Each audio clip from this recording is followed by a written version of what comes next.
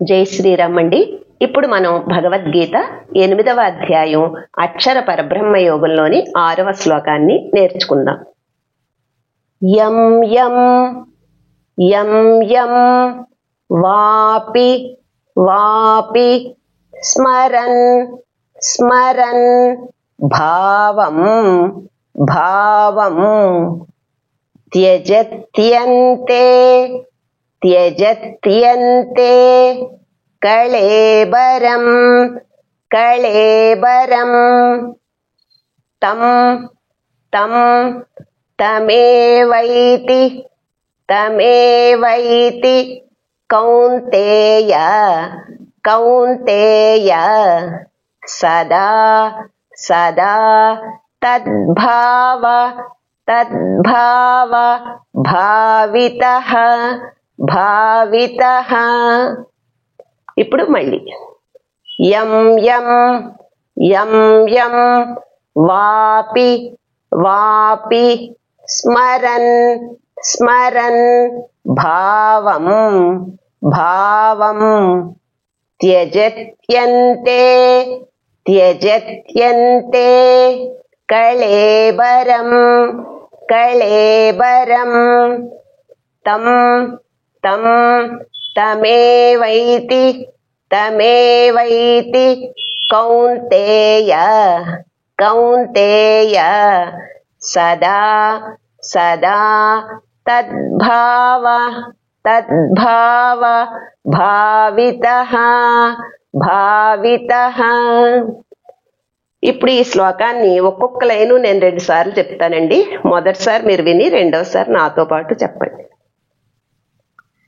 యం యం వాపి స్మరన్ భావం యం యం వాపి స్మరన్ భావం త్యజత్యంతే కళేబరం త్యజత్యంతే కళేబరం తం తమేవైతి కౌంతేయ తం తమేవైతి కౌంతేయ సదా తద్భావ భావితః సదా తద్భావ భావితః.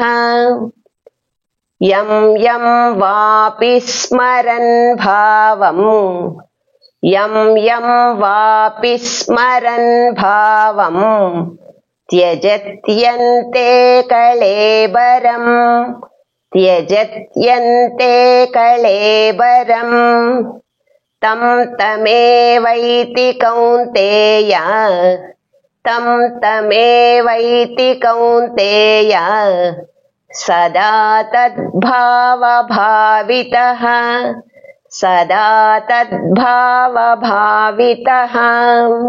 మళ్ళీ యం యం వాపి స్మరన్ భావం యం యం వాపి స్మరన్ భావం త్యజత్యంతే కళేబరం త్యజత్యంతే కళేబరం తం తమేవైతి కౌంతేయ తం తమేవైతి కౌంతేయ సదా తద్భావ భావితః సదా తద్భావ భావితః. ఇప్పుడు ఈ శ్లోకాన్ని నేను 3 సార్లు చెప్తానండి. మీరు కూడా నాతో పాటు చెప్పండి. యం యం వాపి స్మరన్ భావం త్యజత్యంతే కళేబరం తం తమేవైతి కౌంతేయ సదా తద్భావ భావితః. యం యం వాపి స్మరన్ భావం త్యజత్యంతే కళేబరం తం తమేవైతి కౌంతేయ సదా తద్భావ భావితః. యం యం వాపి స్మరన్ భావం త్యజత్యంతే కళేబరం తం తమేవైతి కౌంతేయ సదా తద్భావ భావితః. జై శ్రీరామ్.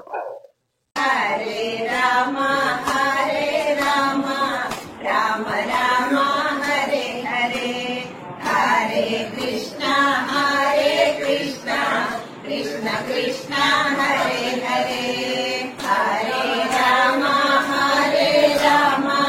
राम राम हरे हरे हरे कृष्ण